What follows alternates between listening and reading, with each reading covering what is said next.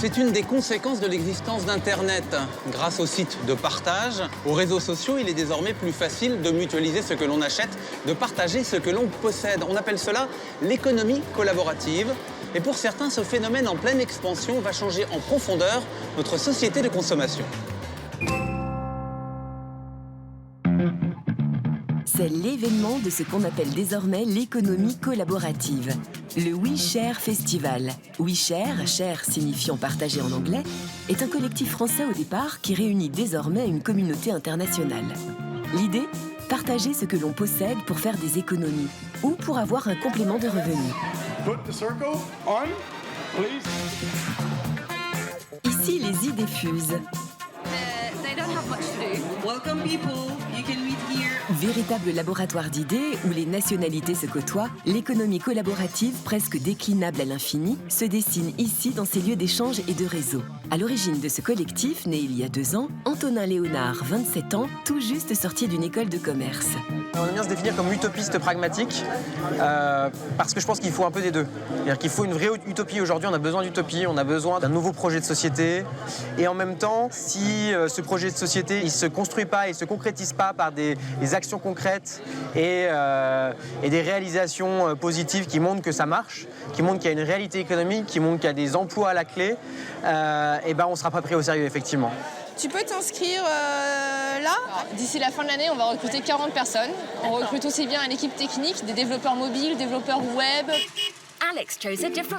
Des emplois, il s'en crée effectivement. Blablacar, le site de covoiturage, connaît un succès international fulgurant. 100% de croissance par an, 7 millions de membres dans 12 pays. Le site se développe actuellement en Allemagne. Quand on recherche un trajet longue distance sur notre site internet, par exemple Hambourg-Berlin, on trouve désormais 40 offres par jour. C'est vraiment un super développement, alors qu'on n'existe que depuis 1 an en Allemagne. Crise économique, prise de conscience écologique, nos comportements de consommateurs sont en train de changer. Le citoyen veut reprendre le pouvoir sur ce qu'il consomme. Pour ne plus subir, il cherche à agir concrètement sur le terrain, en consommant autrement, en partageant. Que ce soit pour partager son logement, se réunir pour acheter moins cher aux producteurs, sous-louer son parking, ou même trouver des fonds pour un projet en faisant appel au financement participatif.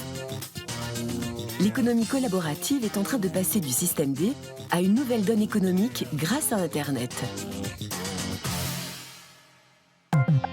C'est la conviction de Benoît Renoul qui a fondé ShareWiz, un site de partage. Ce jeune trentenaire s'est inspiré d'un site hollandais et d'un constat assez évident. Pourquoi acheter ce que l'on peut emprunter ? En fait, c'est une action concrète pour consommer autrement, mais pas par idéologie. Je dirais parce que c'est le retour au bon sens, quoi. À quoi me sert d'acheter une perceuse que je vais utiliser 5 minutes par an ? C'est aberrant comme comportement de consommation. L'économie collaborative repose sur plusieurs grandes bases qui lui donnent beaucoup d'ampleur. C'est la crise, le fait qu'il y a des contraintes externes qui font que chacun repense à ses habitudes de consommation et cherche à les optimiser. Il y a Internet qui permet d'avoir aujourd'hui des outils pour se mettre en rapport les uns avec les autres. Et puis il y a la dimension de communauté aussi qui est très forte. Exemple avec Anaïs, une jeune Parisienne qui prévoit de partir en voyage. Elle a rendez-vous chez Jordan, qu'elle a contacté grâce au site de partage ShareWiz. Bonjour. Bonjour. Les 2 jeunes femmes ne se sont jamais vues. Elles ne se connaissent pas. Tout va bien. Le guide est là. Si tu veux, je peux... Pourtant, Jordan va prêter un guide touristique et un sac à dos d'une valeur de 150 € à Anaïs, qui n'en a besoin que ponctuellement pour partir en randonnée cet été. Du coup, je t'ai préparé le sac. Excellent. Alors, bon, c'est un 50 litres. Bon, il a toutes les poches. Il a voyagé. Les 2 jeunes femmes se sont rencontrées sur Internet, sur ce site de partage où l'on peut se prêter n'importe quel objet en fonction de sa géolocalisation. C'est un état d'esprit général. Je trouve que c'est inutile parfois de consommer plus, d'acheter plus, alors que l'objet, finalement, il est quelque part autour de soi. C'est-à-dire, toi, tu veux pas une caution pour ça Si on avait parlé de 20 € sur le site, les plateformes de l'économie collaborative permettent de créer une sorte de cocon de confiance. Et donc voilà, avec des avis sur le site, avec notamment la caution qui fait partie aussi de comment est-ce que je peux avoir confiance et sauter le pas de prêter mes objets. Face au diktat du tout achetable, du tout jetable, une autre initiative citoyenne de l'économie collaborative est en plein boom en Europe, grâce aux réseaux sociaux, les Repair Café. Si c'est réparé, on va passer ici pour nous dire. Ça nous permettra de savoir. Dans ce centre de loisirs parisien, aujourd'hui, on fait la queue pour réparer ces objets cassés. Je suis venu réparer mon aspirateur. Ma bouilloire, qui est toute neuve. Je suis venue réparer cette brosse rotative. L'idée des Repair Café, se retrouver dans des lieux éphémères, entre citoyens et bénévoles bricoleurs, pour réparer un objet plutôt que de le jeter. Je vous déconseille de mettre des objets lourds dessus. En fait, c'est renforcé ici au niveau du lecteur, mais pas forcément ailleurs. Pour les consommateurs lassés de trop consommer, c'est l'occasion d'agir concrètement. En tant que consommateur, en fait, on est obligé, pour juste une pièce à changer, on est obligé de tout jeter et de tout racheter. Et je trouve ça complètement ridicule. Déjà une question de coût, voilà. Je pensais aller le faire réparer, mais il n'est plus sous garantie. Donc je me suis dit, c'est au moins peut-être 100 €, 150 €.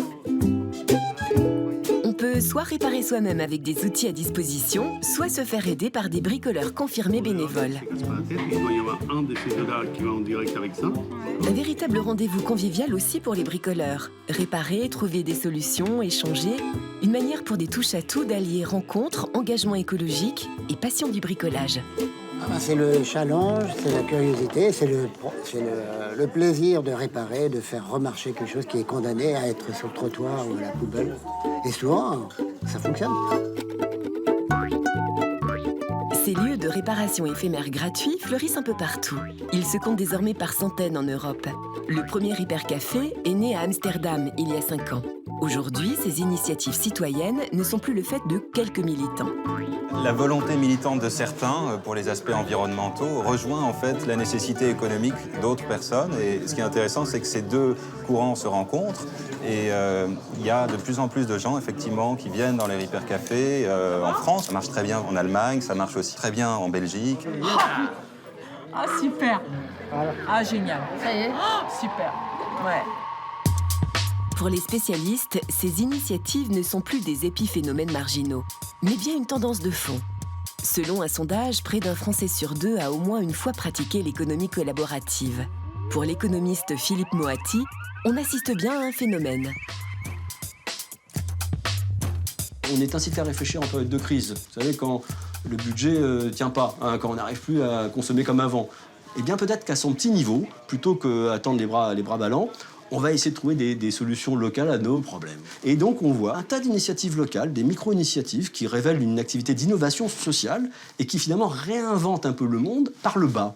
Alors, au début, ça fait sourire parce que c'est microscopique, mais finalement, certaines de ces initiatives constituent finalement des phénomènes de société. Typiquement, la consommation collaborative qui se débarrasse quelque part des habits militants, mais qui acquiert, au passage, une vraie portée et une certaine capacité à changer le monde. Signe de ce succès, les grandes enseignes commencent à s'intéresser au phénomène. Certaines ont même sponsorisé l'événement. L'économie collaborative n'en est qu'à ses débuts. Et pour preuve, ce mur d'idées. C'est peut-être ici que s'inventent les startups de demain. De retour au Palais de la Découverte où je suis en compagnie d'Anne-Sophie Novelle. Bonjour. Vous êtes économiste, journaliste et l'auteur d'un livre intitulé « La vie chère, mode d'emploi ». Alors la vie chère écrit cher comme partagé en anglais. Vous êtes une des premières personnes à vous être intéressée à l'économie collaborative. Aujourd'hui, c'est un phénomène qui est quantifiable? Il est difficilement quantifiable. Dans la vie chère, j'ai référencé 450 initiatives il y a 1 an. Aujourd'hui, je dirais qu'il y en a 500, 550 en France qui sont plus ou moins liées au numérique. Ça va être des initiatives comme celle du pionnier Airbnb qui fait qu'on peut accueillir chez soi des personnes, des touristes, en étant là, en faisant payer ou non le séjour à ces personnes. On va parler de toutes les formes de troc qui naissent aujourd'hui pour les vêtements, pour les CD, les livres, les DVD, qui sont les formes de troc les plus développées, en tout cas en France.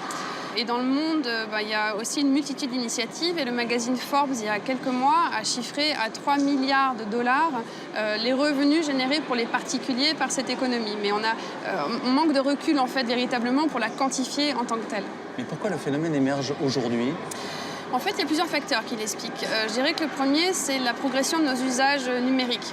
Depuis la moitié des années 2000, on est tous connectés au haut débit, on a tous des tablettes, des smartphones, on se balade avec un ordinateur dans la main pour aller sur des forums, pour échanger sur des réseaux sociaux. Et on s'est rendu compte qu'on pouvait partager bien plus que de l'information. Mais la crise, elle a joué un rôle aussi? Énormément. C'est-à-dire que depuis 2008, en fait, la crise économique, financière fait qu'on cherche des solutions alternatives.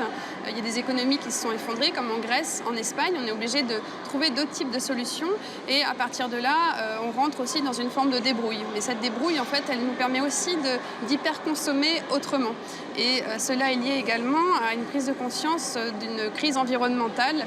On l'a bien entendu, on n'a plus envie d'une approche moralisatrice, on a plus envie de trouver des solutions pour consommer de manière alternative. Et donc, ces différents facteurs jouent aujourd'hui en faveur d'une économie plus collaborative et surtout une remise en cause du rapport aux marques, à ce qu'on nous vend et un rapport aux objets. Et ça, on le voit, c'est très fort en France, les formes de gaspillage alimentaire ou non alimentaire et souvent une obsolescence programmée des objets qui nous dépasse.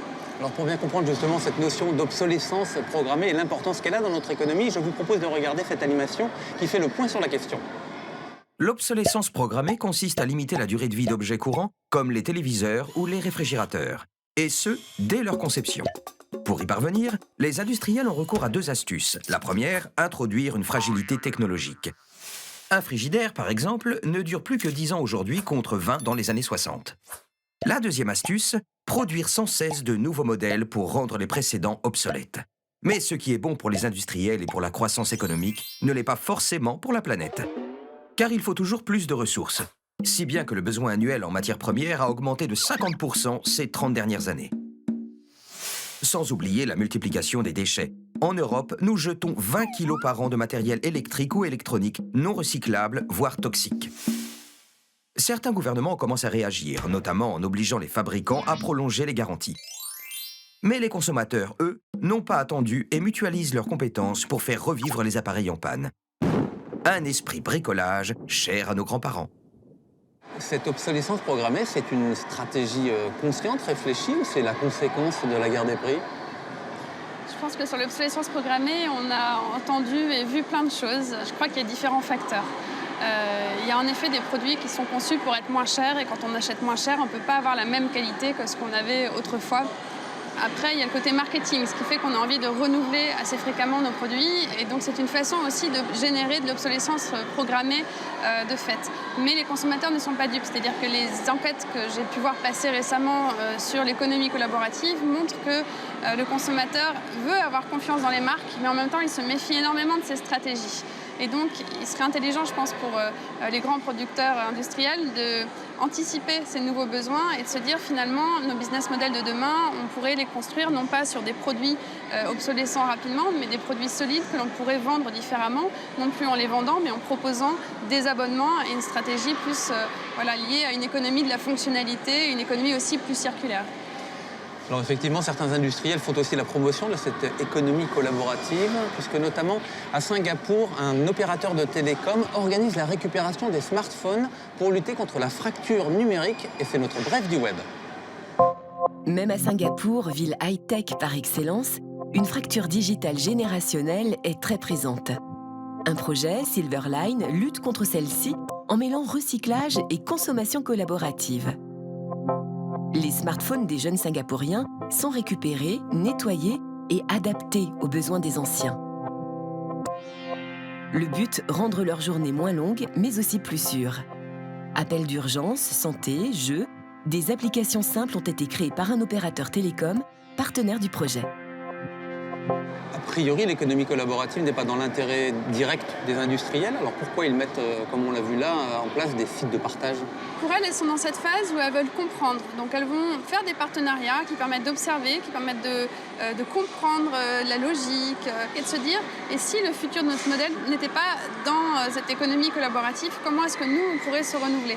Donc je pense que celles qui sont les plus intelligentes ou qui ont un petit peu de nez se disent, en faisant ces partenariats, ça nous permet de s'adapter en douceur et d'envisager la suite sur les territoires, sur les villes du futur et sur l'économie de demain.